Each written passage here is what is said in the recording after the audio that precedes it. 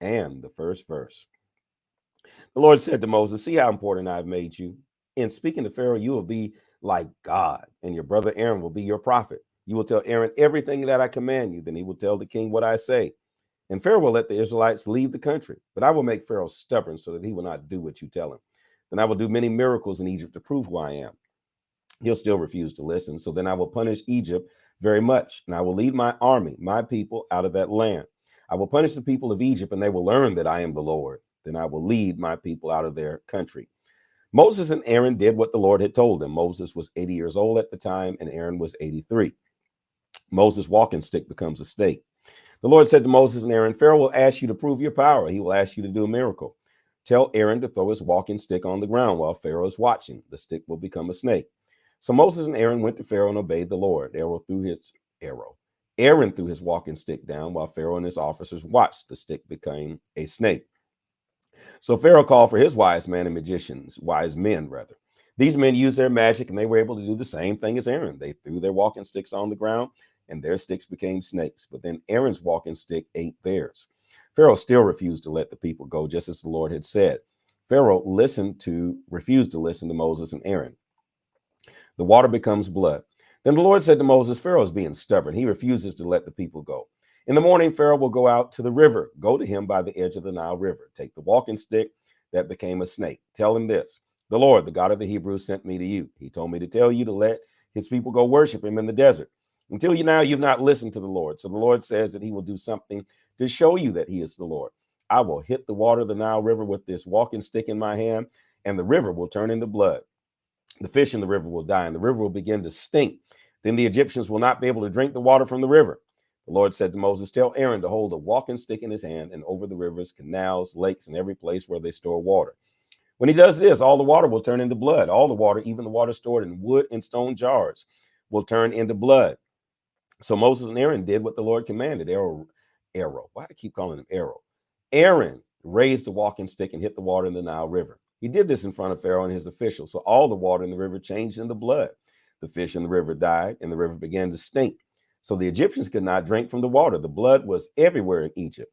The magicians used their magic to do the same thing. So Pharaoh refused to listen to Moses and Aaron.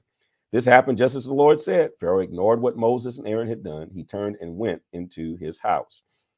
The Egyptians could not drink the water from the river, so they dug wells around the river for water to drink. The frogs. 7 days passed, and the Lord changed the Nile River.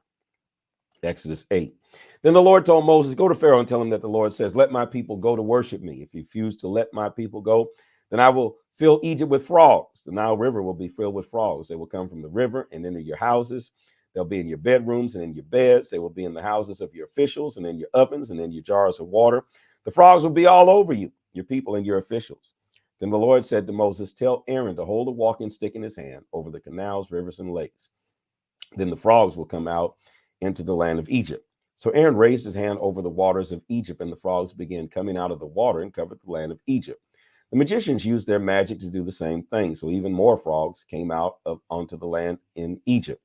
Pharaoh called for Moses and Aaron and said, ask the Lord to remove the frogs from me and my people. I will let the people go to offer sacrifices to the Lord. Moses said to Pharaoh, I will pray for you, your people and your officials, and the frogs will leave you and your houses. They will remain only in the river. When do you want the frogs to go away? Pharaoh said, tomorrow. Moses said, it will happen as you say. In this way you will know that there is no God like the Lord, our God. The frogs will leave you, your house, your officials, and your people. They will remain only in the river. Moses and Aaron left Pharaoh. Moses prayed to the Lord, and the frogs he had sent against Pharaoh, about the frogs he had sent against Pharaoh. And the Lord did what Moses asked. The frogs died in the houses, in the yards, in the fields. They began to rot. The whole country began to stink. But when Pharaoh saw that they were free of the frogs, he became stubborn. Pharaoh did not do what Moses and Aaron had asked him to do. This happened just as the Lord had said. The lights. Then the Lord said to Moses, tell Aaron to raise his stick and hit the dust on the ground, and everywhere in Egypt dust will become lights. They did this. Aaron raised his stick in his hand and hit the dust on the ground, and everywhere in Egypt the dust became lights. The lights got on the animals and the people. The magicians used their magic and tried to do the same thing, but the magicians could not make lights come from the dust. The lights remained on the animals and the people. So the magicians told Pharaoh that the power of God did this, but Pharaoh refused to listen to them. This happened just as the Lord had said. The flies. The Lord said to Moses, get up in the morning and go to Pharaoh. He will go out to the river. Tell him that the Lord says, let my people go and worship me. If you don't let my people go, then flies will come into your houses. The flies will be on you and your officials. The house of Egypt will be full of flies. They'll be all over the ground too. But I will not treat the Israelites the same as the Egyptians. There will not be any flies in Goshen where my people live. In this way, you know that I, the Lord, am in this land. So tomorrow I will treat my people differently from your people. This will be my proof. So the Lord did just what he said. Millions of flies came into Egypt. The flies were in Pharaoh's house. They were all in his officials' houses. They were all over Egypt. The flies were ruining the country. So Pharaoh called for Moses and Aaron and told them, offer sacrifices to your God here in this country. But Moses said it would not be right to do that. The Egyptians think it's terrible to kill animals and sacrifices for the Lord our God. If we do this here, the Egyptians will see us and throw stones at us and kill us. Let us go 3 days into the desert and offer sacrifices to the Lord our God. This is what he told us to do. So Pharaoh said, I will let you go and offer sacrifices to the Lord your God in the desert, but you must not go very far. Now go and pray for me. Moses said, look, I will leave and ask the Lord to remove the flies from you, your people and your officials tomorrow. But you must not stop the people from offering sacrifices to the Lord. So Moses left Pharaoh and prayed to the Lord, and the Lord did what Moses asked. He removed the flies from Pharaoh, his officials, and his people. None of the flies remained. But Pharaoh again became stubborn and did not let the people go. Exodus 9, the disease of the farm animals. Then the Lord told Moses to go to Pharaoh and tell him, the Lord, the God of the Hebrews, says, let my people go to worship me. If you continue to hold them and refuse to let them go, then the Lord will use his power against your animals in the fields. He will cause all your horses, donkeys, camels, cattle, and sheep to get sick with a terrible disease. But the Lord will treat Israel's animals differently from the animals of Egypt. None of the animals that belong to the Israelites will die. The Lord has set the time for this to happen. He said, tomorrow, the Lord will make this happen in this country. The next morning, the Lord did what he said. All the farm animals of the Egyptians died, but none of the animals that belonged to the Israelites died. Pharaoh sent people to see if any of the animals of Israel lived. Not one of them died, but the Pharaoh remained stubborn and did not let the people go. The boils. The Lord said to Moses and Aaron, fill your hand with ashes from a furnace. Moses, you throw the ashes into the air in front of Pharaoh. This will become dust that will go throughout the land of Egypt. Whenever the dust touches a person or an animal in Egypt, sores will break out on the skin. So Moses and Aaron took ashes from a furnace and went and stood before Pharaoh. Moses threw the ashes into the air, and sores began breaking out on the people and animals. The magicians could not stop Moses from doing this, because even the magicians had the sores. This happened everywhere in Egypt. But the Lord made Pharaoh stubborn, so he refused to listen to Moses and Aaron, just as the Lord had said. The hail. Then the Lord said to Moses, get up in the morning and go to Pharaoh. Tell him that the Lord, the God of the Hebrews, says, let my people go to worship me. This time I will use my full power against you, your officials and your people. Then you will know that there is no God in the world like me. I could use my power and cause a disease that would wipe you and your people off the earth. But I have put you here for a reason. I put you here so that I could show you my power. Then people all over the world will learn about me. You're still against my people. You're not letting them go free. So at this time tomorrow, I will cause a very bad hailstorm. There's never been a hailstorm like this in Egypt, not since Egypt became a nation. Now you must put your animals in a safe place.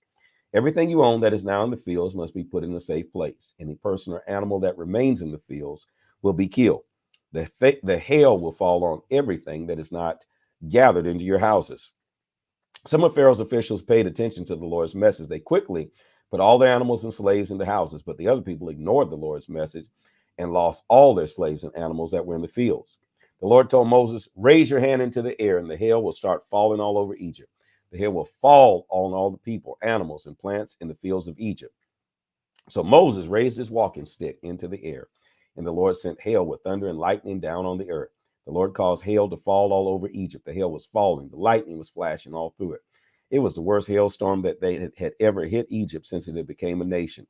The storm destroyed everything in the fields in Egypt. The hail destroyed people, animals, and plants. The hail also broke all the trees in the fields. The only place that did not get hail was the land of Goshen, where the Israelites lived. Pharaoh sent for Moses and Aaron and told them, this time I've sinned. The Lord is right, and I and my people are wrong. We've had enough of this hail and thunder. Ask the Lord to stop the storm, and I'll let you go. You don't have to stay here.